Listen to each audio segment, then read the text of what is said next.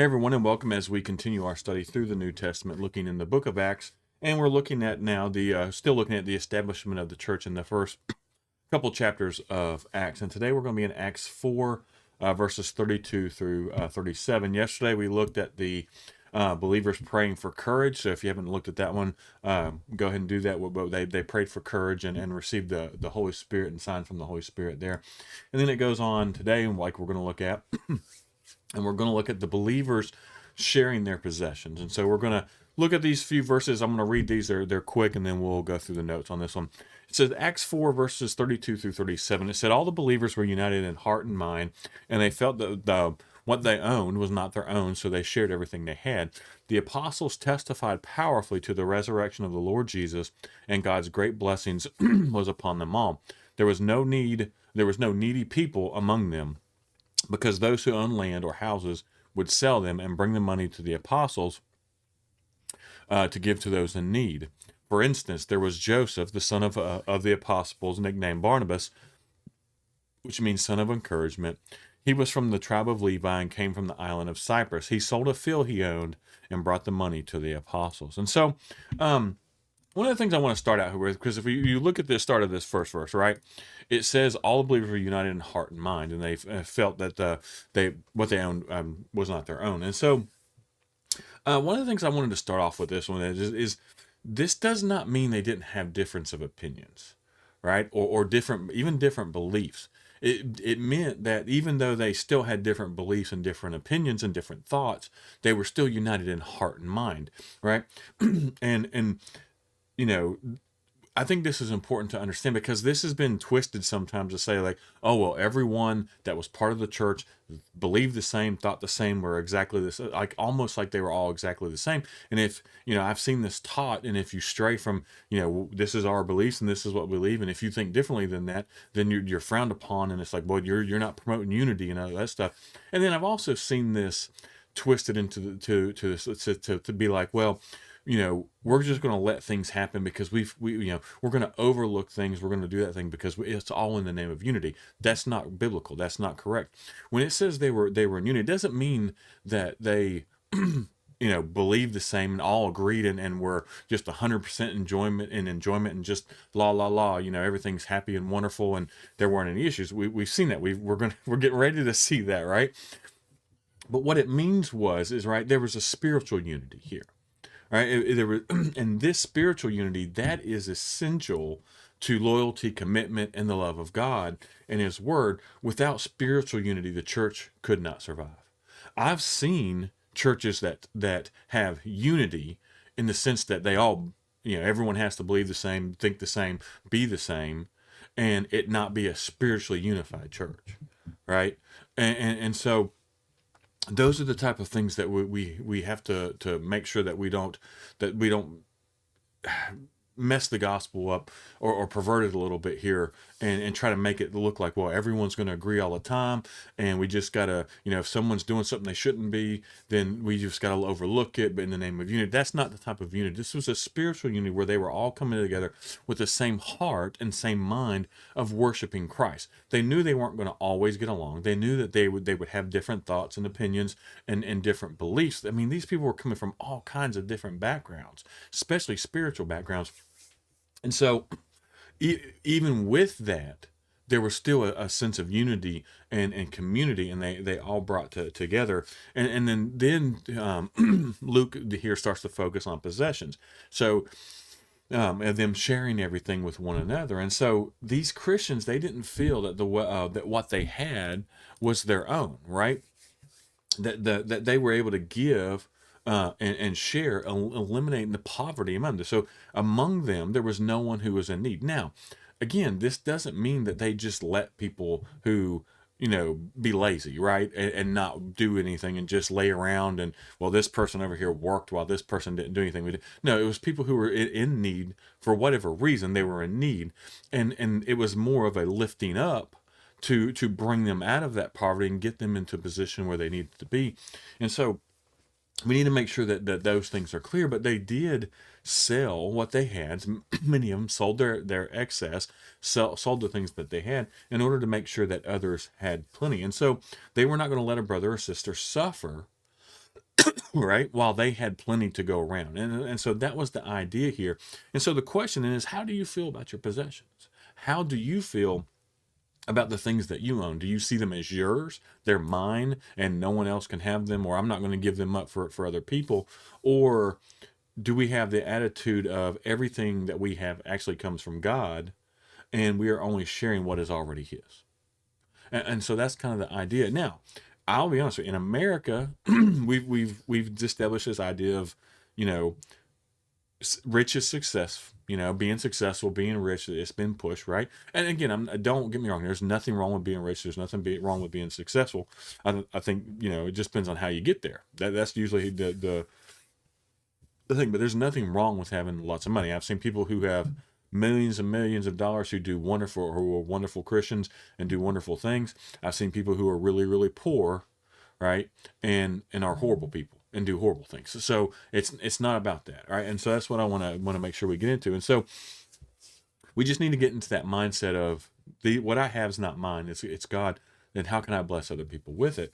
And so the early church was able to share possessions and property as a result of the unity brought about by the Holy Spirit. There was this spiritual unity through the Holy Spirit, and it was working in the believers' lives. Now, here's the one thing I do want to comment. I don't try to get into politics too much with this kind of stuff, but one of the things I do want to hit on, because a lot of people say, well, look, this was a communism. Right, they were set up as communism or some sort of Marxism or one of those, depending on how you want to finish it, is like this is what this encourages. No, that's not that's not true either, because this was voluntary, right? This was something that it was not necessarily a command that we see, right? It it didn't involve all private property.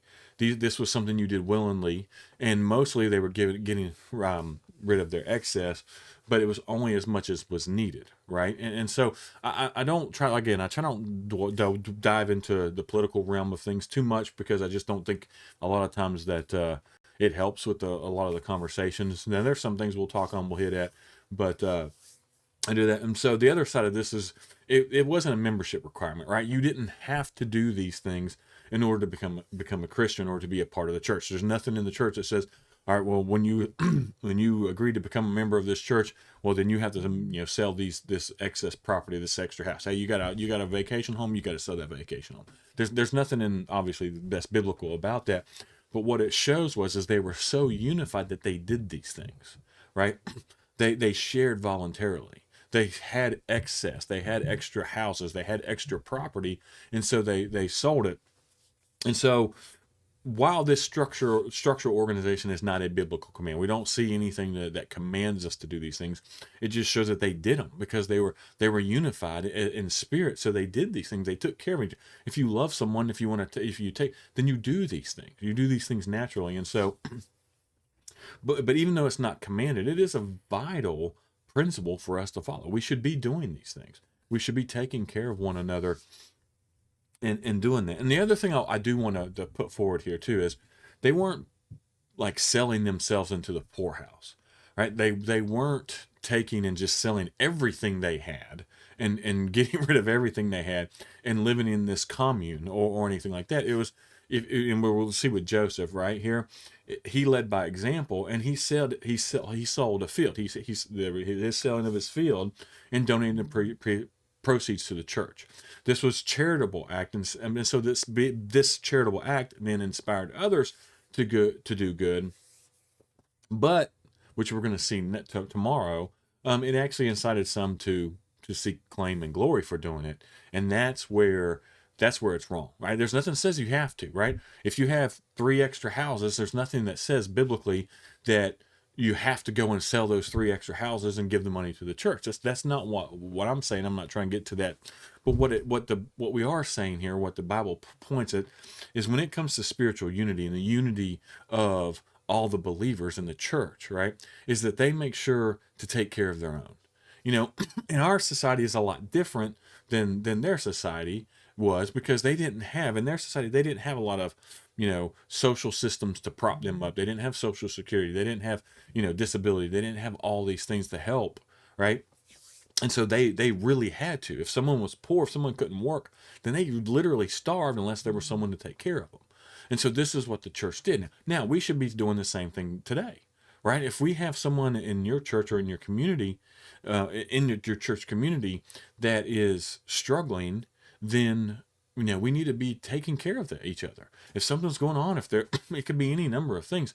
Us as a church, we need to be taking care of each other and making sure that the ones among us are taken care of. And again, this is talking about inside the church. Now, I'm not saying you don't do this to outsiders, people outside the church. I think that's a wonderful thing to do, and we should do that.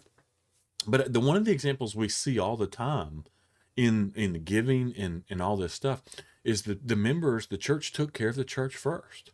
That they did. And I think that's biblical. I think if we see people in the church who are struggling, we need to take care of those people first versus people outside. Now, I think in America we live in such abundance, I think we can easily afford to do both. But I think there was always a focus on taking care of the church people first. And I think part of the reason you see that is people outside are going to see that and be like, hey, there's something different about these people. Right? Look at how much they're taking care. Look at what they're willing to sacrifice, or look what they're willing to give up in order to make sure that their people are, not living in poverty, not poor, that they're taken care of. And it's that one more example of the love of God, the love of Christ shining through. And so people are going to want to be part. Now, I'm not saying we do it just so people become part of us, but it is going to be something they see as an example of, man, these people really back up what they talk about. So I think one of the things, on the counter side of that is if you go to a church and you have people over here who are, just multimillionaires and rolling in money and, whatever, and then you're in the same church and you see someone who's struggling and they're poor, or they're really, going through a lot and they're not being taken care of.